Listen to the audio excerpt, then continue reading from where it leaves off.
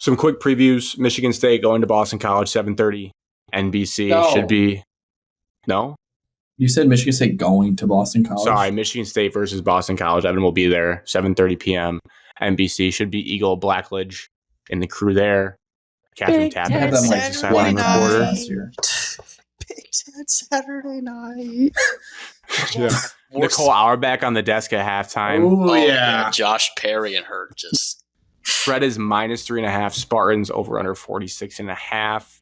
I only have one thought on this game, then I'll kick it to you guys. What you're looking for. I just know there's been rumors that he was in a walking boot and he's shaken up. Their Lonergan quarterback. He's competent. I watched the highlights of their game. Good podcasting for this. They look like they have some eye test skill players. Like they have guys where you look like, oh, that guy could play in the Big Ten for sure. I know ACC is also technically a Power 4 conference, but the lower half, I like to think Big Ten thinks we're better than that. So we are. Curious how I know they lost a big edge rusher last year that you guys played, the Azaruki, whatever guy. Yeah, good player. Pick. So curious to see how that stacks up. But eye test wise, they look competent. They look like they have a pulse. A lot of rankings I see out there. You guys are very similarly rated, like in the Athletics top 136. I think you're 49 and 50 right now. I'm not saying that's accurate or how things will end up, but very intriguing matchup for real college football fans too. Not even just fans of the teams, how this goes. It's a good Big Ten ACC showdown.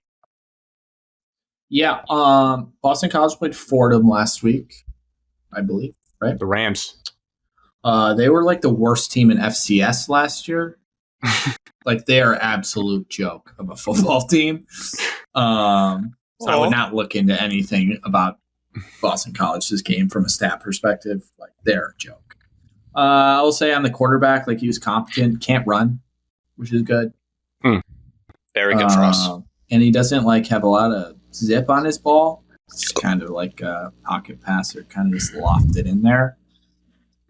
They do have a really good receiver that played against us last year. He's back. He had like 150 yards receiving against the School of the Blind last week. So I wonder if it's number one. That kid Bond. Number one looked good. Bond. He's pretty good.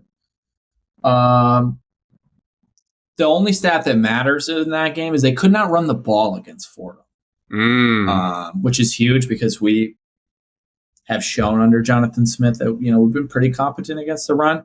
We're certainly very good against the run last week. If we could shut down the run and their quarterback can't really run and he has to just sit back and pass, I like our chances quite a bit. Make them one-dimensional. Yeah. It's their first road game. 2.6 yards a carry. Ew. That's pretty bad. Their running back starting name is, first name is Turbo. That's cool. Turbo Richard. Turbo Dick. Well, they had a really good running back against us last year, I believe, too. And he's gone. We don't pretend you didn't say Turbo Dick. I think Evan might be a little delayed because that set in late, I feel like. But yeah, their good running back's gone. They can't run the ball. They have some good skill players. They have an Alabama transfer quarterback, but I don't know. They're not going to get off the bus and you're going to shit your pants and be scared of the team you're playing by any means. They're less athletic, less talented at pretty much every spot. It's just a matter of can you get up for a game and finish a game in the second half. That is pretty much all it's going to be. True. Second half will be big of how that goes. Are you going to start the third quarter with a fumble, a pick, and 2 touchdowns? Evan? 100% agree, Alex. I was just about to. That would be my point of emphasis. I was like, 99.5% sure we're not going to start the second half like that. We're not going to start with a muffed, deferred second half receive. We're not going to start with a muff kick, hold them to a field goal, be like, all right, you know what? We give up. We're down 1, and then start with an interception. Not going to start that way. We're also not going to have 4 of our top 5 wide receivers. And then they score a touchdown. Correct. And they score a touchdown. We're not going to have 4 of our 5 people wide receivers. Do forget. Nick Marsh didn't play in this game. Jaron Glover didn't play in this game last year. Our top 2 just because they had the lead with 2 minutes left in the game, and we had a white walk-on wide receiver playing snaps for us last year. We are significantly better at this point this year than we were last year. Atmosphere is going to be probably the same. This was the Red Bandana game last year, a primetime game, another primetime game just at home. It's kind of, we were talking earlier in the week, or I think it was today or yesterday, about like program win, and I 100% agree. I think this is a program must win. Not for the season, but for the program. can you show development? And like Alex, you just said that we're better, hands down, we're better at this point than last year. Okay, but the only way you can prove it is beat the teams that beat you last year to an extent. Okay, Boston College is one of those even marked teams where you want to see improvements, you beat this team. I think my biggest takeaway will probably be one, turnovers issue all last year, and then our third down conversions. We struggle third down, got to stay ahead of the chains.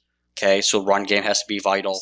And then I think we were 4 for 13, 3 for 13 against Western on third down conversions. So we got to be able to stay on the field. Bill O'Brien's talking up Michigan State defense, saying this is one of the best defenses we'll face all year.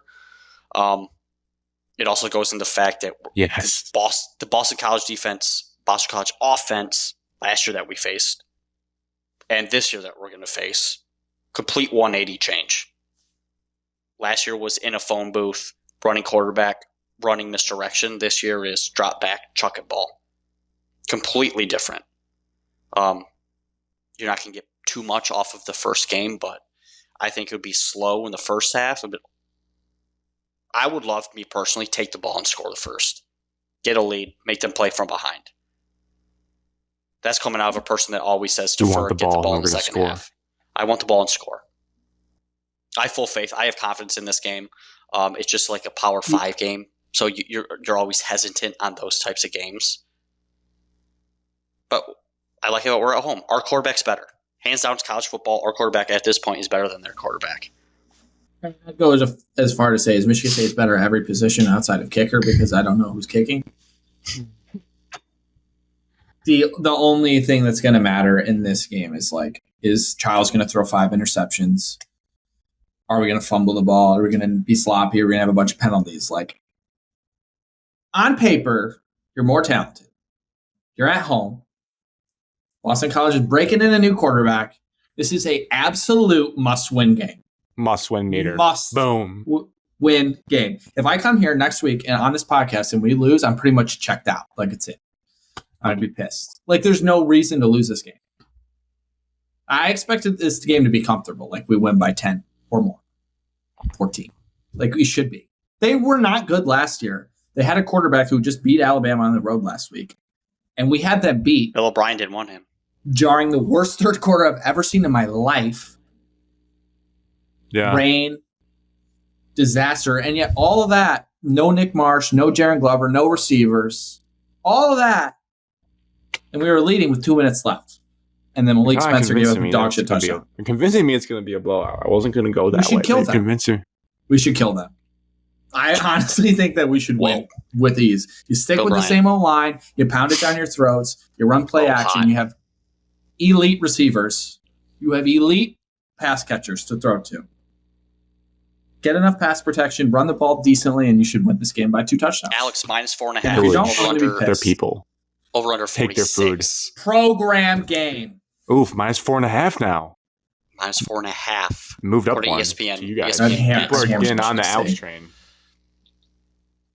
Matchup predictor, ESPN Analytics. This is the program win for Jonathan Smith. Yeah, I don't give a shit about any of that. I test. I watch both. We have way more talent. There's no excuses. And if we lose, it's probably because Childs made a bunch of mistakes. That's probably what happened. And that's doomsday. Yeah, it'll be doomsday. I'll go first since I'm not a Michigan State fan. My prediction is Michigan State 27, Boston College 20. To Alex's point, I think it's comfortable, though. I think they kick a field goal late because they needed it, and then they never get the ball back, and you win by 7. So slight lean to the over, I guess, by a half point, but I think that's where I'm at. You guys miss an extra point. That's how you get to 27. Oh. We're still trying to figure that out. We go for 2. Yes, I'm sorry, Evan. Evan's delayed again, by the way. All right. Yeah. I noticed during the segment.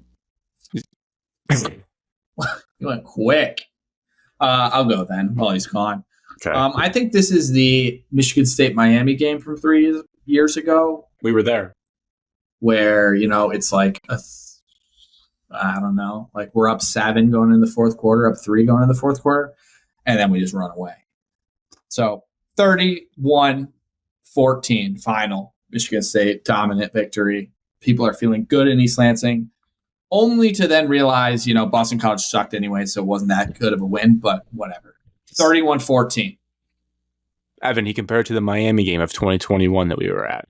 Disagree. Tight, and then we run away from it. I think this would be a lot like the Iowa game of last year.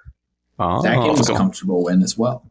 Yes, it was a lot of field goals, but I think those field goals are touchdowns. So a commanding 21-7 lead at halftime. It gets close to it gets close to 21-17. We run away with it 34-17, 35-17, somewhere around there. Wow. You got to go belt to ass on this team. This is a joke. This is ACC. We're the Big Ten. Come on. Alex wants to ACC not just cover, but slam them. I don't care. Boston College is not This isn't the Fordham Rams anymore. We played them last year, and they had a better quarterback. True. And we did not have our best players on offense. Our offense is 50 times better than the offense that showed up on that day. You have Amari Kelly. And Nick Marsh playing is nice. Let the offensive playbook leash. Like every trick up your sleeve, let it out. Flea flicker out the gate. I would like to take shots. I want to score points. Grant, we don't win this game. We don't win this game. We're not making a bowl game. We don't win this game, and I'm going to have serious questions about where this program's headed. This is a lose-lose for you guys. Like, if you win by a lot, you're expecting it. No, we win by a lot. I'm celebrating in East Lansing. Okay. There's no real positives to this game. Like, this is a game you have to win. You should win. Karaoke. The rib. Complete opposite of what Michigan's doing.